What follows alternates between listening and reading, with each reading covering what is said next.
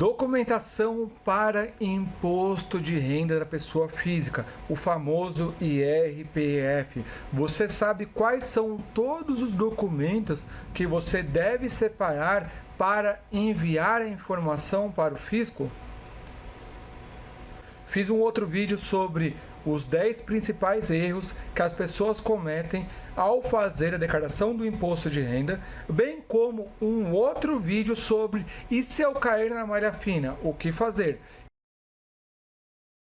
O documento é declaração do ano anterior.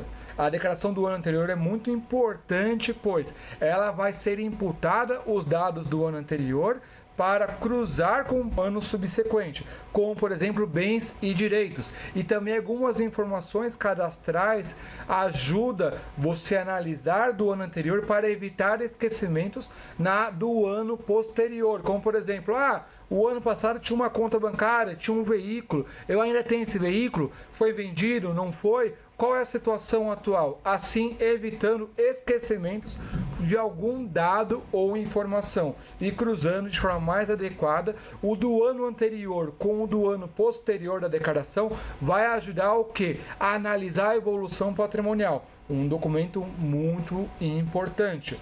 E se caso você está fazendo a declaração pelo primeiro ano, você não vai ter esse documento, não tem problema. Aí, nesse caso, vai precisar das informações de forma mais detalhadas, que é o quê? A sua própria identificação, CPF, nome completo, título de eleitor, dados residenciais e profissionais, opção da declaração de forma conjunta, se caso você tiver um cônjuge. Aí, no caso, precisa do CPF para vincular essa informação dentro do seu imposto de renda. Outro fator importante para você organizar e separar: o CPF dos dependentes da declaração. Ale, mas eu acho que eu entrego na simplificada, que é a melhor opção. Beleza, a melhor opção é sempre no final para ser analisado qual compensa mais, se é a completa ou a simplificada.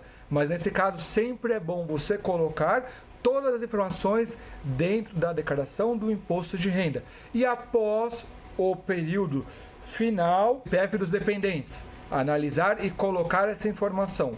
Uma outra informação importante: informe de rendimento.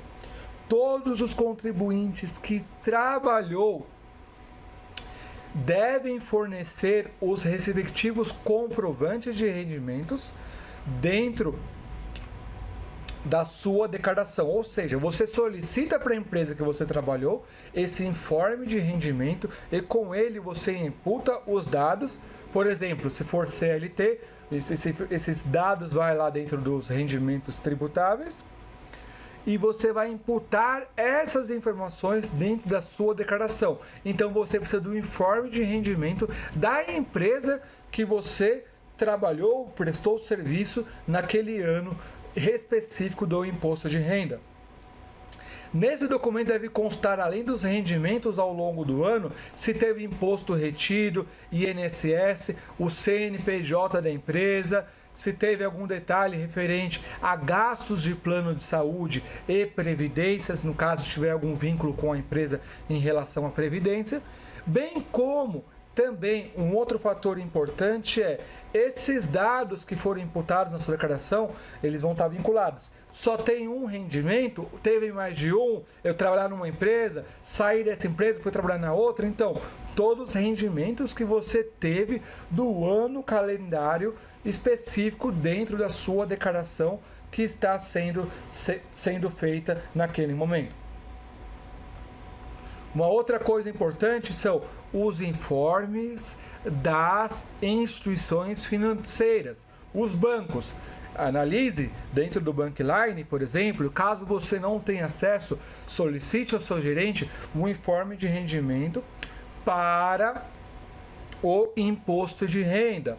Esse informe vai mostrar a sua situação em 31/12, quanto você tinha na sua conta bancária, poupança, aplicações financeiras, bem como até se naquela mesma instituição você tem algum tipo de empréstimo ou algo específico, você deve pedir essa informação para incluir e colocar na sua declaração do imposto de renda. Se você, no caso, não tem conta em banco, mas tem conta em corretora, é a mesma informação. Você tem que solicitar essa informação via online, bem como, caso seja possível, direto com o seu gerente, para você validar as informações de quanto você tinha de saldo em Tesouro Direto, ações, bem como outros tipos de aplicações financeiras. Qualquer tipo de aplicação ou bem e direito que você tenha, você tem que colocar isso na declaração do imposto de renda, como imóveis, carros, veículos, ações, aplicações financeiras. Todos esses dados devem ser incluídos no seu imposto de renda. Lembrando, qualquer operação de mercado variável, compra e venda de ações, fundos imobiliários, você deve ter um controle, um relatório para acompanhar o custo de aquisição e incluir esses dados dentro da declaração do imposto de renda, bem como eventuais vendas, pois ações é sujeito ao imposto de renda se você vendeu acima de R$ 20.000.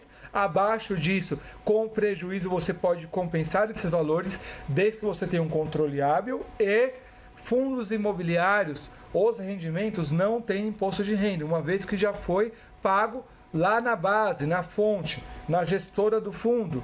Mas uma eventual venda, você é sujeito a pagamento do imposto. Então, analise os controles adequados para evitar qualquer tipo de problemas. Recibos de despesas médicas e com educação.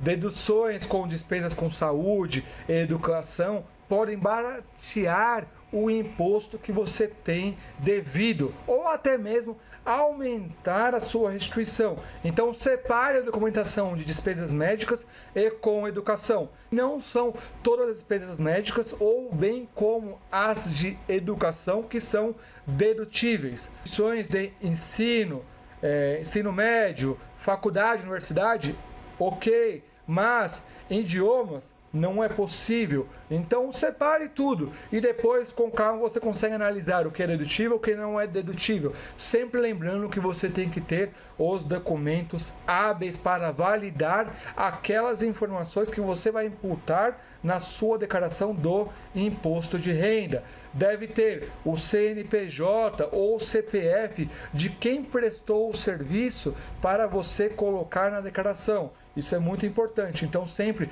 qualquer informação ou de ensino, de escolas que você tenha naquele ano, tem que constar o CNPJ. E se for despesas médicas, CPF do eventual médico, tem que estar esse dado certinho, bem como as informações, o documento hábil para eventual questionamento com a Receita Federal, porque eles podem ter até 5 anos para solicitar qualquer esclarecimento.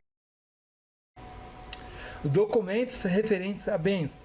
Retomando esse assunto, tudo que você tiver referente a bens, carros, imóveis, outros bens que você teve de transação naquele ano, contratos, escrituras, você deve fazer a declaração e imputar esses dados dentro dela. Sempre lembrando, se você tem dúvida se você é obrigado ou não a fazer a declaração do imposto de renda, sugiro que você assista a outro vídeo de quem é obrigado a fazer a declaração do IRPF. Um outro fator importante é separar se você tem algum financiamento com instituição bancária, financiamento, empréstimo. Analise e separe essa documentação para incluir dentro da sua declaração do imposto de renda.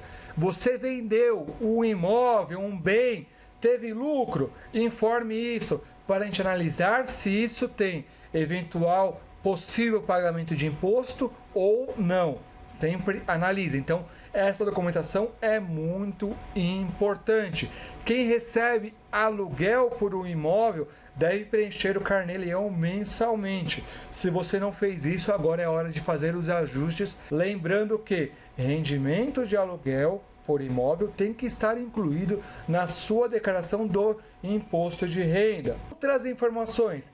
Quem recebeu ou de pensão alimentícia, fez doação de valores terceiros, bem como imóveis, deve ser separada. Recebeu herança, contratou empréstimo, realizou consórcio, deve ter os documentos referentes a essas informações.